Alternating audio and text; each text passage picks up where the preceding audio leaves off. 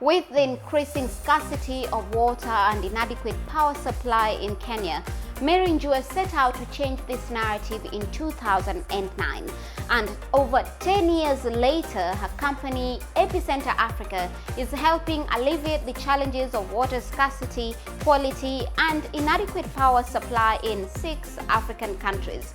On today's Women in Business, we delve into an impactful social entrepreneurship that is also contributing to the Sustainable Development Goals.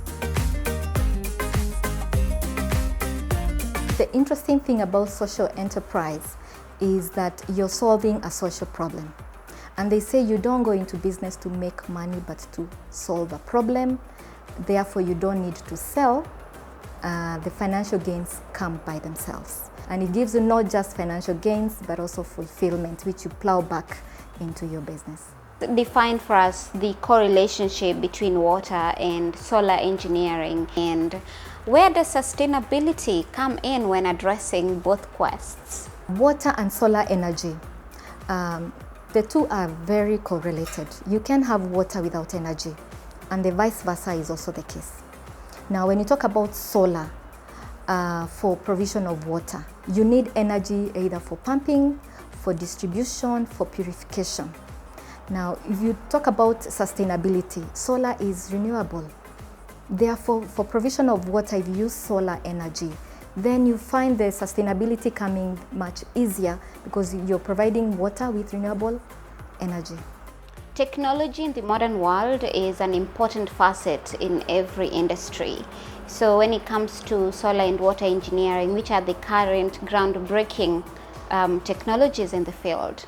One of the challenges that we are faced with in our generation right now is not only access to water, but quality of the water. We have had water previously from our streams, from the mountains, which has been fresh water.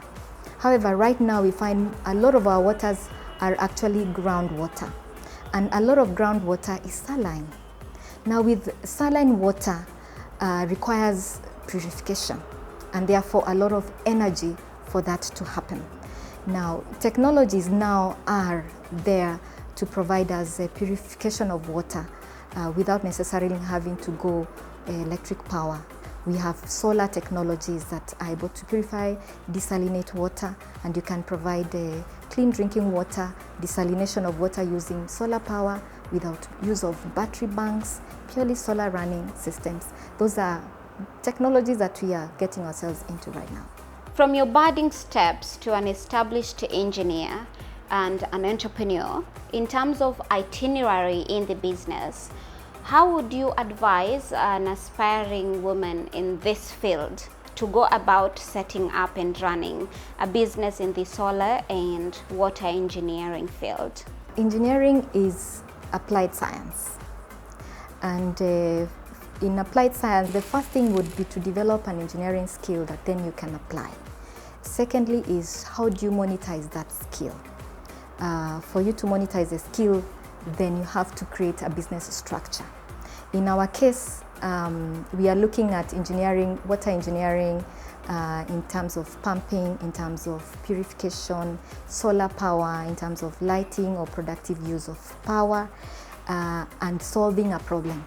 Problem being scarcity of water, how do we provide the water? Water quality not good, how do we provide good quality water? We do not have a power supply, especially in off-grid parts of the country. How then do we provide, using our technology, our skills, how do we provide that solar power or energy in wherever it is required? From there then, structure a model of your business that then you can be able to take that skill that you have created and developed, knowing how then you're able to solve these problems, how you're able to provide these solutions and taking it to the market. You can structure whatever model that works for you. For us, we are in project development. So we deploy an EPC model where we do engineering and design of projects. Then we do the procurement of equipment that will be used for the implementation of these projects. Thereafter, then we go ahead to do the construction and implementation of these projects in the field. and you can deploy any model that you would for your business. And from there, then you grow your business using the standard business structures that you would create for yourself to get into the market and grow business from step to step. You started Epicenter in 2009 in Kenya, and over 10 years later, you've grown into a multinational company that is serving 6 East African countries. When you're in business in whichever industry, how do you create such a force? Growth is about scaling.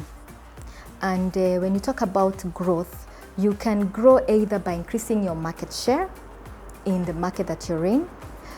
You can also grow by increasing your product portfolio with more products or services that you're offering. You could also grow by increasing your geographical footprint. For us, we decided to grow geographically because the same challenges that we have in Kenya are the same challenges that we find in Uganda and the rest of the region. Whether you talk about water scarcity or power, we have the similar challenges there. So it was, we found it easier for us to be able to grow geographically in this case and replicate our successes and the solutions we are providing here in the rest of the region.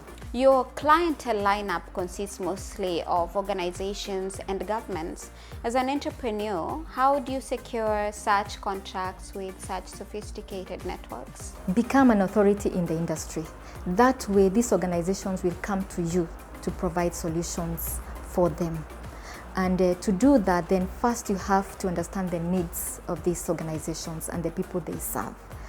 For instance, we work in the arid areas, and we need to understand what are the needs of the people they serve in these places. Water needs, water quality needs, energy needs. With that, then we are able to provide the solutions that these organizations will therefore require to address the needs that these people require. Secondly, embrace yourself with emerging technologies so that then you are advising these organizations with knowledge of the technologies that there are and that are providing the solutions that are required for the people that they serve. And thirdly, then be visible to these organizations and become relevant in whatever that they are doing, so that constantly that they are always looking up to you, looking for you to provide the solutions that they require. And with that, then you find yourselves often them coming to you and you providing solutions for them. First, I would say understand the problem that you're solving clearly and develop a skill that is going to help you to address that. Secondly, identify your target market, the people who you think require your solutions. And thirdly, and this a lot of people in business miss out, is develop your internal business processes. That way you can consistently be able to keep your promise to your customer all the time.